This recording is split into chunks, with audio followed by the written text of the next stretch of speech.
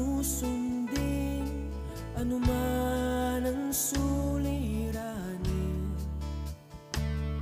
Lahat ay aking kakayanin, pagkat ikaw ay kapiling.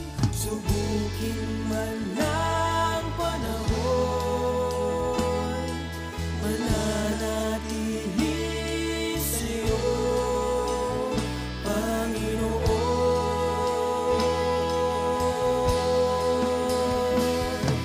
Walang alinlangang maglilingkod, walang pangambang sa'yo ay susunod. Hindi susuko at hindi hinto, patuloy lamang sa iyo, Panginoon.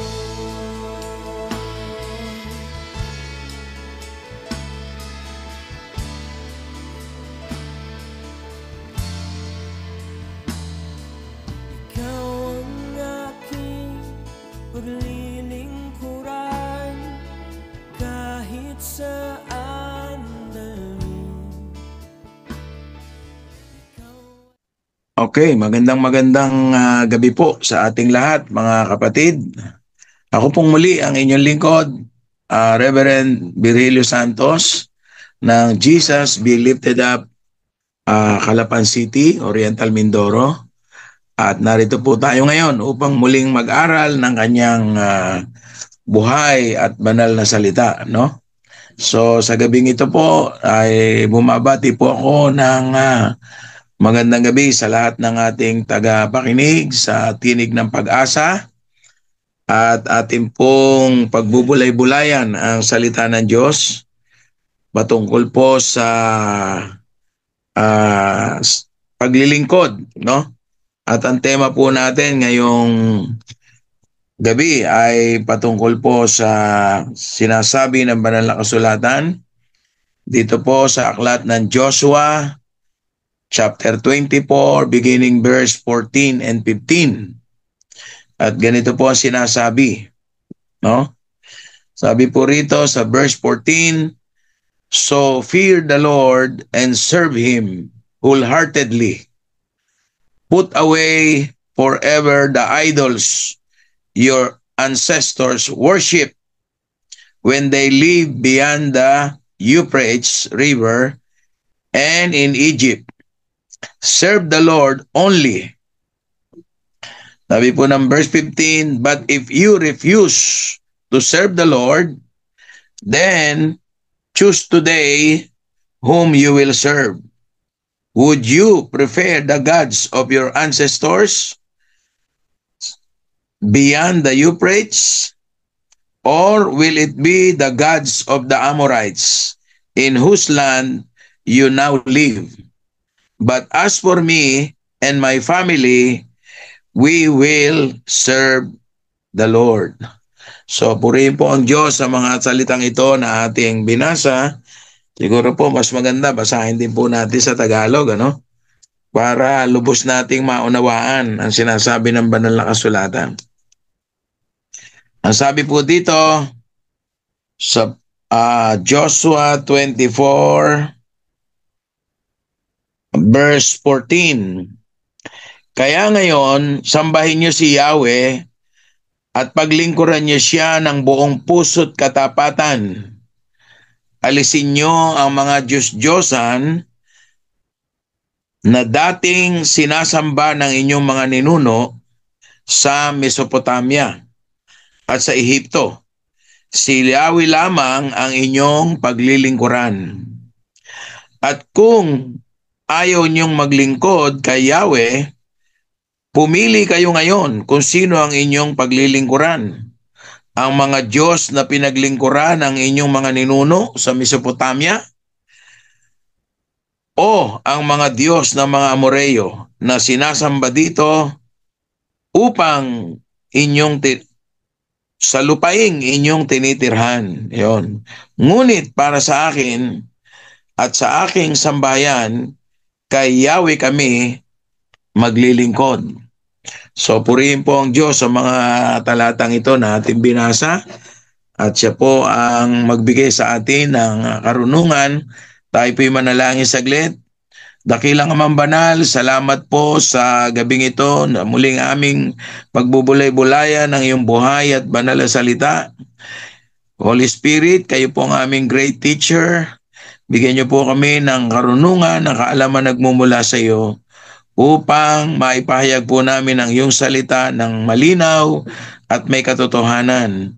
At sa lahat ng iyong mga lingkod at lahat ng aming mga kapatid na makakapanood ng programang ito, Diyos, Lord, bigyan niyo po kami ng listog, gising, buhay na kaisipan upang ang mga salitang ito na napapanahon ay lubos naming maunawaan at mai-apply sa aming mga buhay, lalo na po sa iyong mga lingkod na humahayo at nagpapahayag ng iyong salita. Salamat po, Ama. We thank you, Lord, in Jesus' name. Amen. Amen. So, purihin po ang Diyos sa mga talatang ito na ating binasa. Ito po ay mga huling pananalita ni Joshua noong mga panahong ito, sapagkat siya po dito ay malapit ng kuhanin ni Lord. Siya po ay namuhay ayon sa kalooban ng Diyos at si Josue po, sa Tagalog, si Joshua ay siya po yung successor ni Moises. At alam naman po natin na istorya na si Moises po ay hindi nakarating o hindi siya nakapasok sa lupang pangako at si Joshua po ang kanyang naging kahalili o successor. At itong mga salitang ito po ay kung aking pinagbubulay-bulayan ko po ito po ay umaga sa sulat ni Jose Rizal, mi ultimo adios na po ito. Ito na po yung last warning na sinabi ni Joshua sa buong Israel, no? Kung babasahin niyo po yung buong chapter ng Joshua chapter 24, ipinatawag po niya ang lahat ng matatanda, ang lahat ng mga leader, ang lahat ng mga judge o judges, no? Mga propeta. At ito po ang kanya sinabi, no? So, kung titingnan po natin, para bang si Joshua ay nasagad na.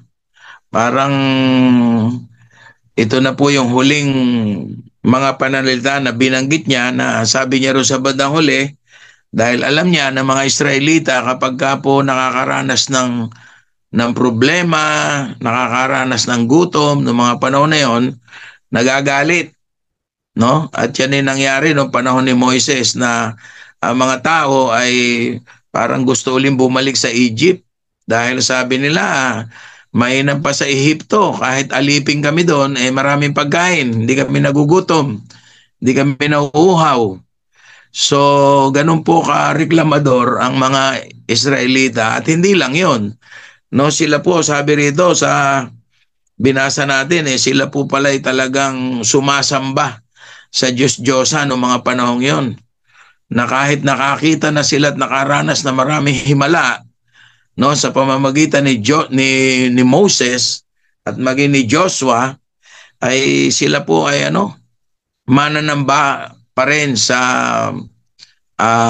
mga Diyos-Diyosan ng mga panahon yun. Kaya ito po yung sabi ni Joshua, sige, kung ayaw nyo sumamba sa tunay na Diyos, sige, humanap kayo ng masasamba nyo. Kung gusto nyo sambahin yung Diyos na sinamba o Diyos-Diyosan na sinamba ng inyong mga ninuno, no? Sige, bahala kayo. Kumbaga, nagalit na si Joshua rito no? At sabi niya, pero ako at ang aking buong sambahayan ay sa tunay na Diyos kami maglilingkod. So, kung titingnan po natin, ito po ay final decision po ni Joshua, at dahil alam niya at kilala niya kung sino ang tunay na Diyos na dapat sambahin. Okay po, so pag binasa po natin yung ilang mga talatang nasaan po dito, May mga related verses po patungkol sa paglilingkod sa Diyos kasama ang pamilya, no? Dito po sa 1 Chronicles 28 verse 9, ito naman po ang bili ni David kay Solomon. Sabi niya, "My son, learn to know the God of your ancestors intimately. Worship and serve Him with your whole heart and willing mind. He knows all our thoughts and desires. If you seek Him, the Lord, you will find Him. But if you forsake Him, He will reject you forever." At ito rin po ay, kumbaga, mga last will and testament na po ito ni Haring David. Bago siya kinuha ng Panginoon, bago siya namatay, nagbilin siya kay Solomon na susunod na hari sa kanya, no? At nung mga unang bahagi ng paglilingkod ni Solomon ay talagang sinunod niya po ang bili ng kanyang ama. Yun nga lang, sa bandang huli ay ang naging kasalanan po ni Solomon ay naging babaero po siya. Sipin nyo naman, sa kahanap ng hari na nagkaroon ng asawa 1,000, no? Pero hindi na-judge po yan kasi sa pagbinasa po natin yung Book of Ecclesiastes, ang summary po noon ay parang nagbalik loob siya sa Panginoon ng bandang huli. So, ang paglilingkod po sa Panginoon, mga kapatid, ay talagang paakibat ng pagkatawag niya po sa atin. Tayo po'y tinawag ng Panginoon at tayo pinili niya para maglingkod sa Kanya. Ngayon, paano po tayo maglilingkod sa Diyos?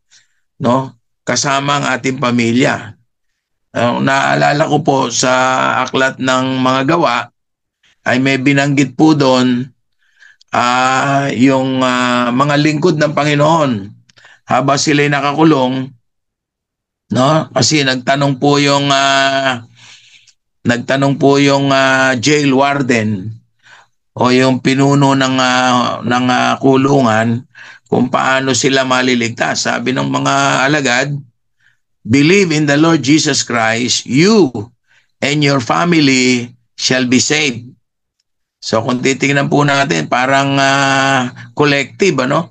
Kumbaga, ang interpretation po kasi ng iba dyan isa lang ang manampalataya sa pamilya, maliligtas na raw yung buong pamilya.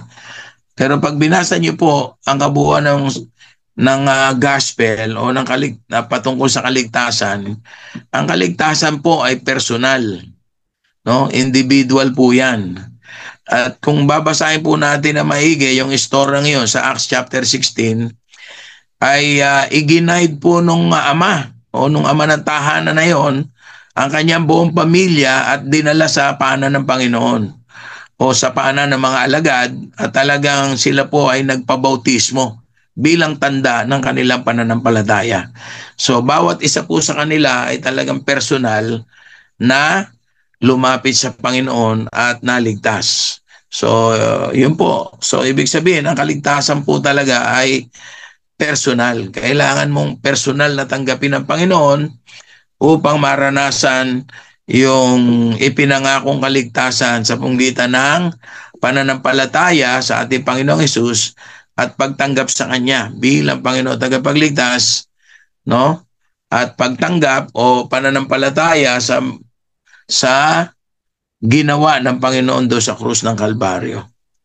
No, may mga talata po rito gusto ko pong basahin na very much related po sa paglilingkod natin sa Panginoon. Dito po sa Exodus 23 verse 25, sabi rito, "Worship me, the Lord your God, and His blessings will be on your food and water. I will take away sickness from you." No?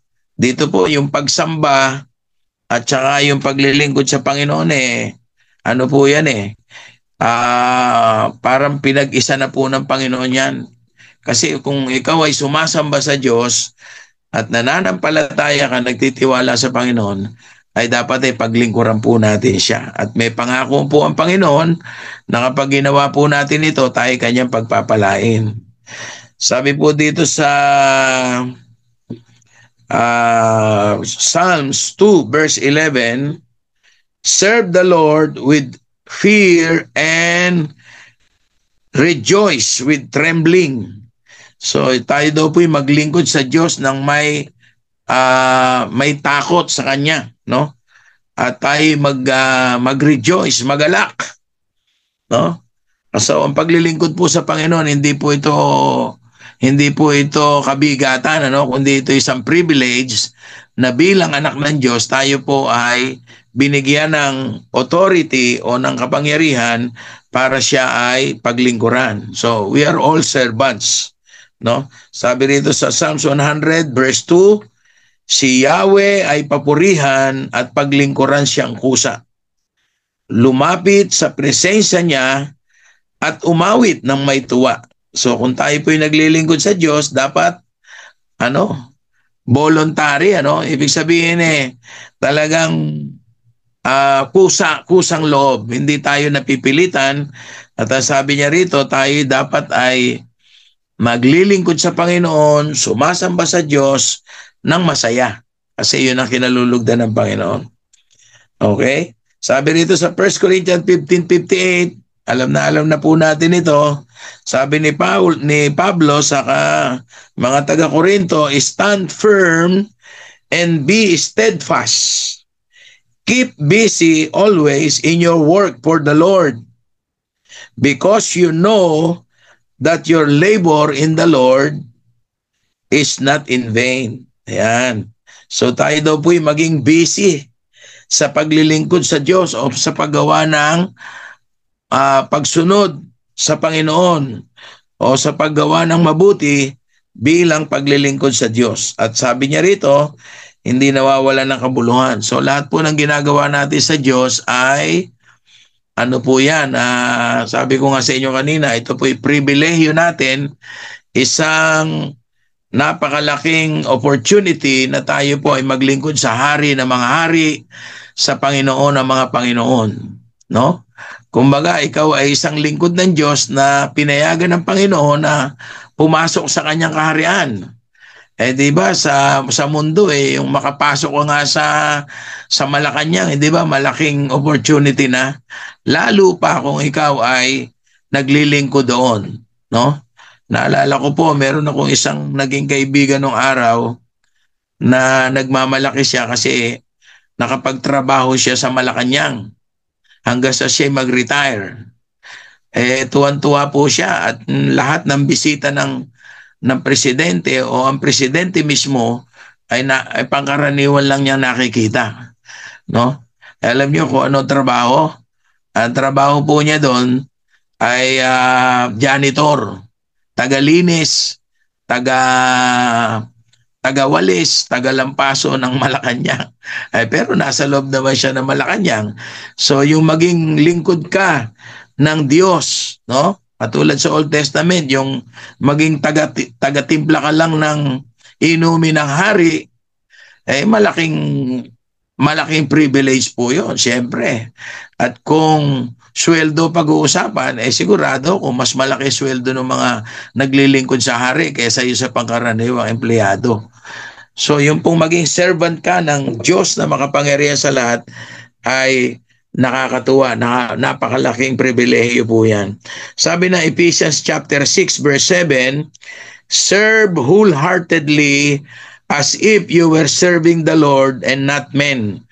Ang tinutukoy po dito ay yung mga empleyado na may mga amo na sabi doon, kailangan daw po silang maglingkod ng buong puso, no? Na yung ginagawa nila ay hindi sa tao kundi sa Diyos. Sabi ng Colossians 3 verse 23 and 24, whatever you do, work at it with all your heart, as though you were working for the Lord, and He will give you a reward. No? May reward po pala. He kept for His people. No? A reward He kept for His people. For Christ is the real master you serve.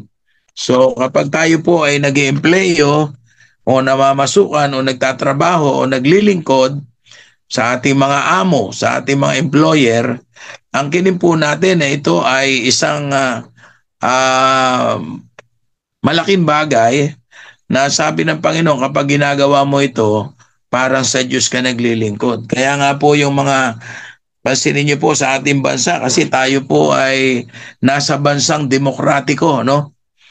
No, ano pagkakaiba nun sa biblical approach?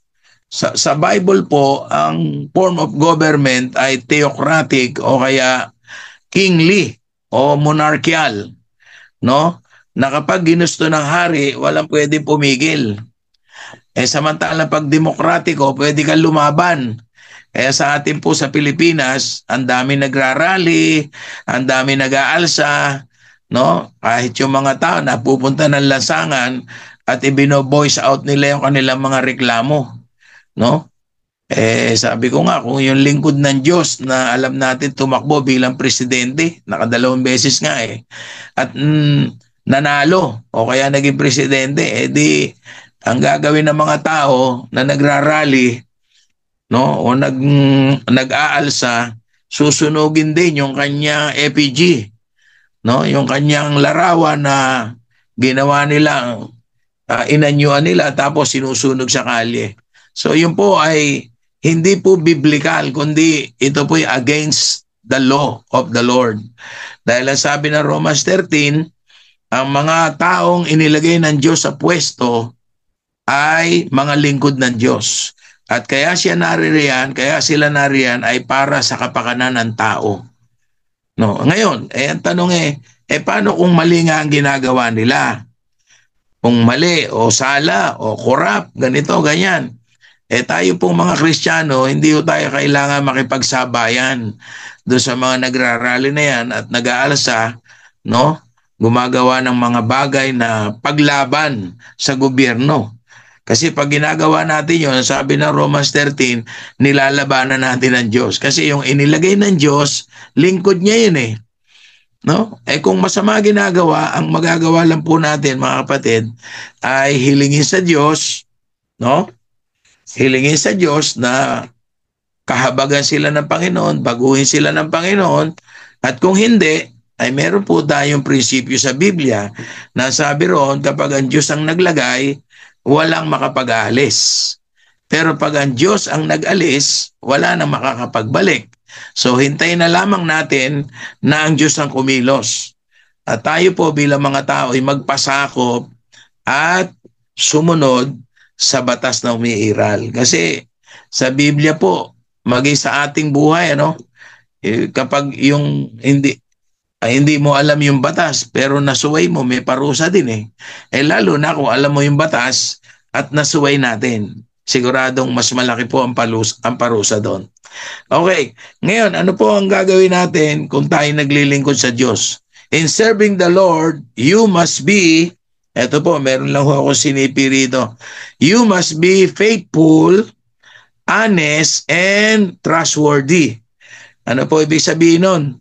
No? Sa paglilingkod po natin sa Diyos, dapat matagpuan po tayong tapat, matuwid, at mapagkakatiwalaan. No? At ito po, ang example po natin dito ay yung parable of the given talents. Na kung saan may 30 tauhan o may 3 alipin na binigyan ng talento o ng puhunan, kumbaga. At sila po'y pinahayo upang ito'y ipangalakal o ipanghanap buhay, kumbaga ipang negosyo. Anong nangyari? Yung 2 po ay sumunod. Yung binigyan ng 5, no? At yung binigyan ng 2, humayo po sila at ipinangalakal nila yung kanilang puhunan at sila'y kumita. Kaya nung nag-report po sila sa kanilang amo, sabi nila, no, kumita po sila at isinabmit po nila yung kanilang kinita. Okay? No, ano sabi ng Panginoon? Sabi ng Panginoon sa kanila, good and faithful servant. Hindi po sinabi ni Lord na good and intelligent or successful servant. Ang sabi ng Panginoon doon, faithful. No, kaya yung napagkatiwalaan sa maliit, sabi niya, ay mapagkakatiwalaan sa malaki. Ang nakakalungkot, kung sa maliit na bagay hindi tayo mapagkatiwalaan, paano tayo pagkakatiwalaan ng Diyos ng mas malaki, di ba? So kailangan po maging tapat, maging matuwid at mapagkakatiwalaan. No, sabi rito, God expects all of his servants to grow and use what they have been given as much as they can. The faithful servants went to work with what they were given and grew. When they presented their results, to their master, they were rewarded. Yun. Yung huli po na pinagkatiwalaan ng isa, nagreklamo. Reklamador no? Siguro iniisip niya bakit isa lang yung binigay sa kanya, kung sa pere parang 1,000, kumbaga, nagrereklamo siya. At ang sabi niya alam ko naman kayo mahigpit. Alam ko naman po na kayo ay nag-aani kahit di kayo nagtanim, nag-iipon kahit hindi kayo nagbilad, kumbaga sa palay. Kaya itong binigay niyo sa akin puhunan, itinago ko na lang. At nung isinasubmit niya, sinabihan siya ng kanyang Panginoon, "You wicked, and lazy servant, ikaw na masama, tamad na alipin. Alam mo palang ganyan ang ugali ko, bakit hindi mo man lang dineposito sa bangko yan para kumita?" At ang huli, pinarusahan po siya. Yung nasa kanya, kinuha pa at ibinigay doon sa mayroon. So, ganyan po ang prinsipyo ng buhay, ng mundo, ng ating Panginoon sa mundo. Ibig sabihin, kung sino pa yung mayayaman na, lalo yung mayaman, at yung mga mahirap na tamad, lalo naghihirap. Kaya dapat maintindihan po natin yan. Because God, we are expected to produce and grow, spiritual fruit, lalo na po pag spiritual fruit. Ano po ba yung spiritual fruit? Yan po yung sinabi ng Panginoon sa Galatians 5:22 and 23. Yan po yung love, yung joy, yung peace, long-suffering, kindness, goodness, faithfulness, gentleness, and self-control. So, yun po yung mga bunga na dapat maipakita natin habang tayo naglilingkod sa Diyos. Yung iba ayaw nilang, may takot sila. Bakit natatakot sila? Why are some servants fail to produce fruit that God desires? Ang una po dyan ay yung takot. Natatakot sila sigurong malugi o matalo sa labanan, kaya ayaw na nilang gumawa, ayaw na nilang mag-try, Yung iba naman, hindi prepared. Hindi nila alam kung ano gagawin. Yun na mahirap. Kaya tayo po bilang Kristiyano, kaya po tayo patuloy na nag-aaral, kasi para maunawaan natin talaga kung paano susundin ang kalooban ng Diyos. In serving the Lord, you must be a worshiper, and prayerful.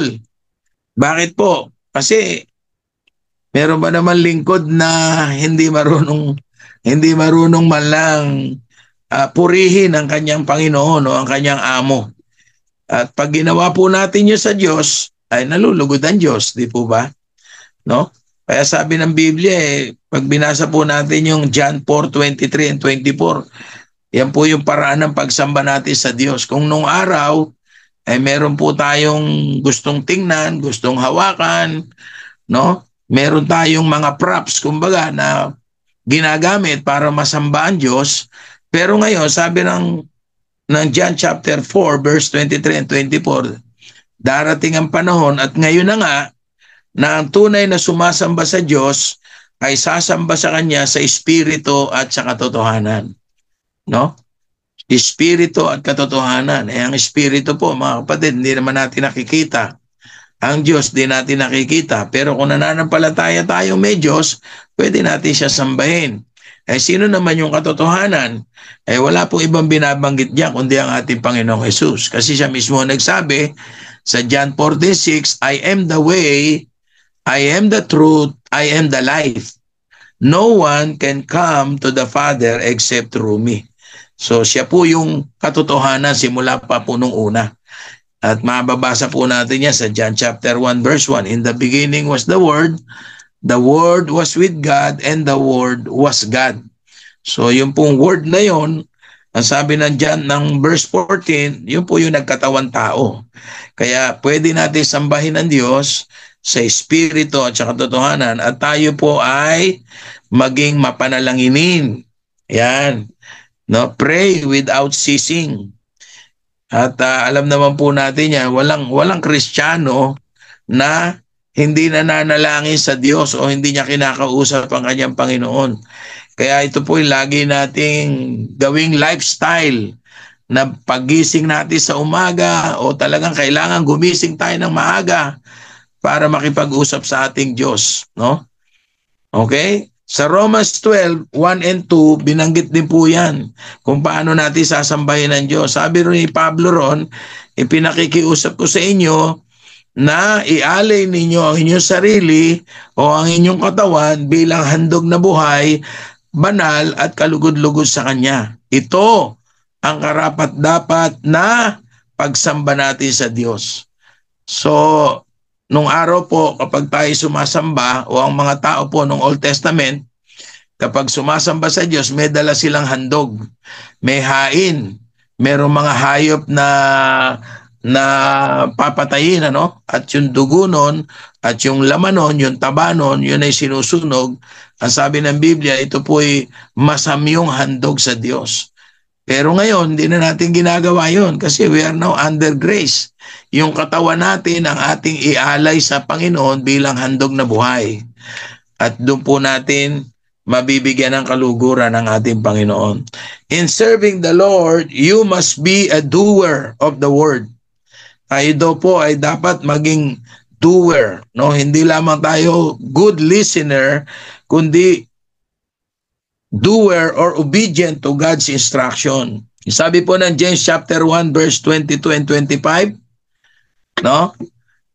Tayo daw po ay maging hindi lamang nakikinig, kundi tinutupad po natin, no? Tingnan po natin dito. James chapter 1 verse 22. Sabi po dito,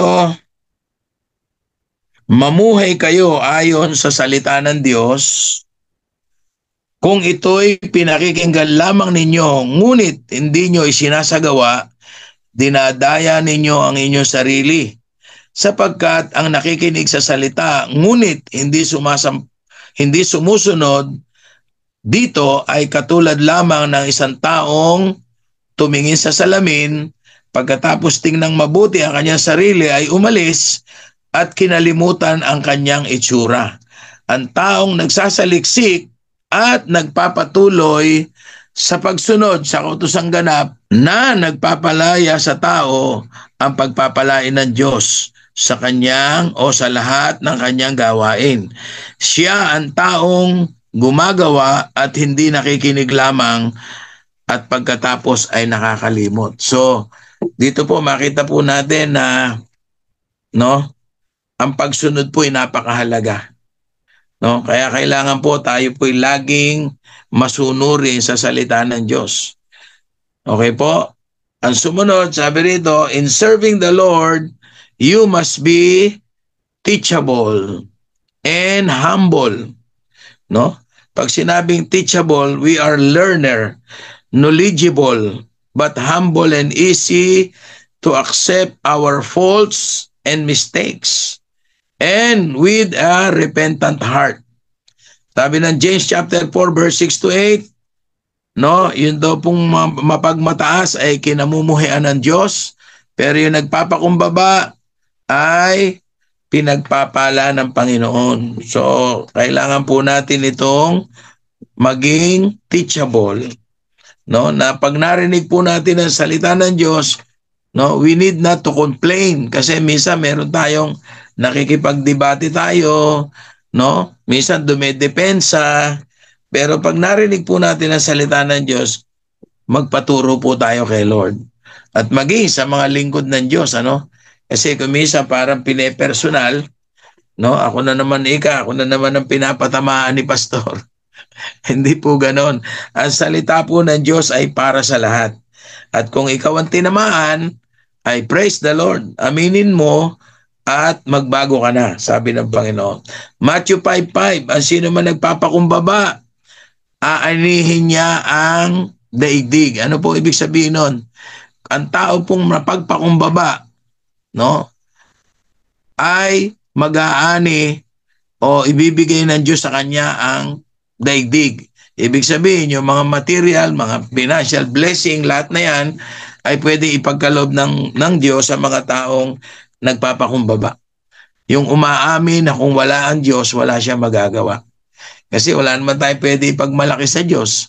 Lahat naman ng tinataglay natin galing sa Panginoon. So, kailangan po nating magpakumbaba sa Kanya. Amen po? And lastly, sabi rito, in serving the Lord, you must be available and generous. No? Ito pong 1 to 4 na ating pinag-aralan, no, magaganda po ito yung pagiging tapat, pagiging mananamba, no, mananalangin, doer of the word, teachable. Pero kung hindi naman tayo available at wala tayong binibigay na panahon sa Diyos, hindi rin natin magagawa ito. Di po ba? So we should always be giving time. Always have time for God and to His kingdom. We should be very supportive and ready to help and be a blessing. No? We should understand the principle of giving, sowing, and reaping. Yeah, alam na po natin yan, ano? No?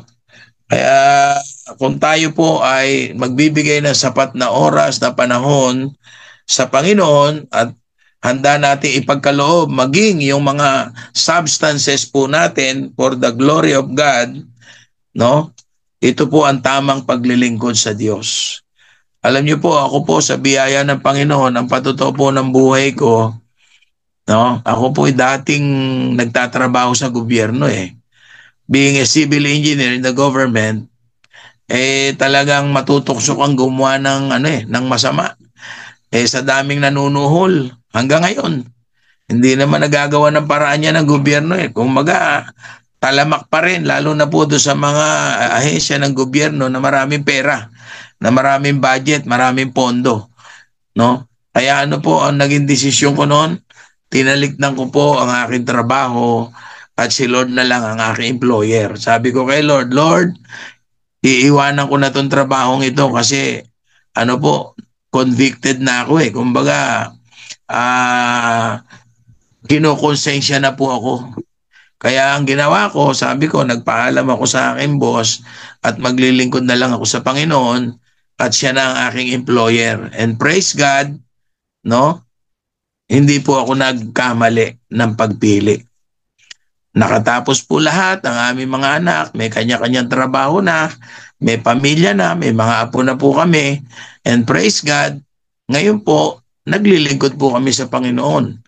At yun po ang aking hindi pinagsisisihan sa buhay ko. No? Kahit anumang oras, kung gusto kong magmisyon sa ibang lugar, salamat sa Panginoon, lagi po tayo sinasama ng ating bishop at nakakarating po tayo sa mga lugar na kung saan maraming mga Pilipino, maraming mga tao na pwede nating pagpahayagan ng salita ng Diyos. At ito po isang napakalaking privilege. Kasama po ito sa paglilingkod natin. So, purihin po Panginoon. Yan po ang ating 5 mga bagay na kailangang gawin sa ating paglilingkod sa Diyos. At yung kasama po ang ating pamilya, siyempre mapalad po ang pamilya na lahat po sila ay nagseserve sa Panginoon. Pero wag po kayong mag-struggle kasi kung may miyembro po tayo ng pamilya na hanggang ngayon hindi pa naboborn again o hindi pa nagkakaroon ng spiritual renewal ang kanyang buhay, wag po kayong mainip. Panghawakan niyo po yung pangako ng Diyos, no? Kasi kung minsan hindi naman po talaga tayo gagamitin Di ba may banggit sa Bible na yung propeta, no, ay hindi effective doon sa kanyang sariling bayan. Kaya po, ang ipag-pray natin, kumilos ang Panginoon, magpadala siya ng lingkod niya, no? O magkaroon ng pangyayari, circumstances na walang magawa ang ating pamilya kundi magbukas ng puso at tanggapin ang ating Panginoon. So, yun lamang po ang nais kong i-share, mga kapatid, at ako'y nananampalataya na ang paglilingkod po sa Diyos ay kaakibat ng ating pagiging Kristiyano. Sabi ko nga kahapon sa ating mga kapatid, tayo po ay tinawag ng Diyos hindi para sa kung ano pa man, ano? Hindi para umupo lang, makinig ng salita ng Diyos, kundi para maglingkod. May kanya-kanya po tayong skills o talento o mga gifts na galing sa Panginoon at ito po ay dapat nating gamitin. Dapat po nating ikabuhay ang buhay ng ating Panginoon. At ito po yung mangyayari lamang kung tayo po ay makikinig at susunod sa Panginoon at gagawin kung ano po yung pagkatawag sa atin. May kanya-kanya naman po talagang pagkatawag ang Diyos eh. Hindi naman lahat ay pastor, hindi naman lahat ay tagapagturo. May mga helper, may helps ministry, may youth ministry, may mga dancer po tayo, may mga singers po tayo, lahat po yan. May mananalangin, no? Meron taga-follow up, may taga-kamay, may taga-luto. So kung ano po yung ministry na inilalagay ng Diyos sa puso natin, yun po ang gawin natin. Doon po tayo tinawag, pagbutihin natin. At si Lord naman po nakakaalam ng lahat ng bagay, pagpapalain niya po ang lahat ng gawa ng ating mga kamay. Purihin po ang Panginoon. Tayo po'y manalangin.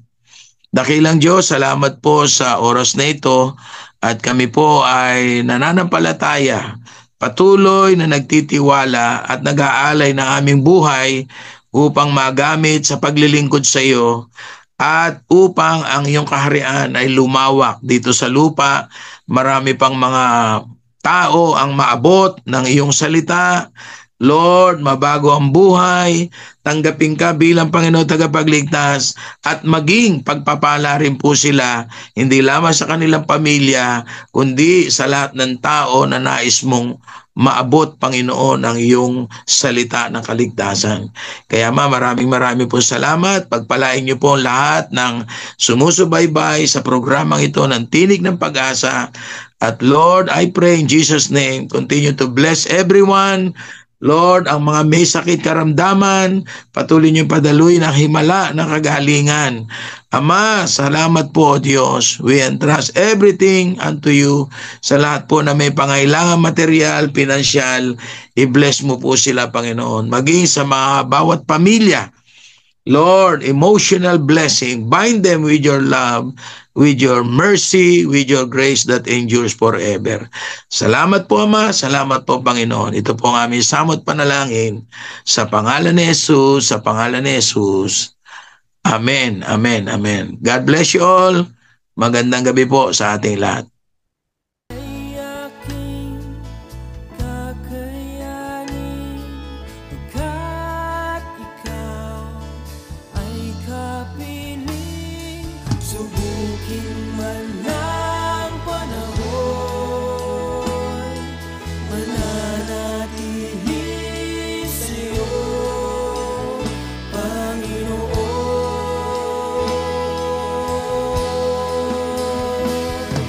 Walang alinlangang maglilingkod, walang pangambang sa'yo ay susunod.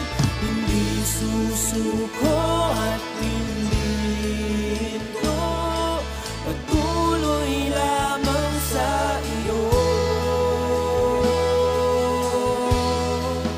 Panginoon.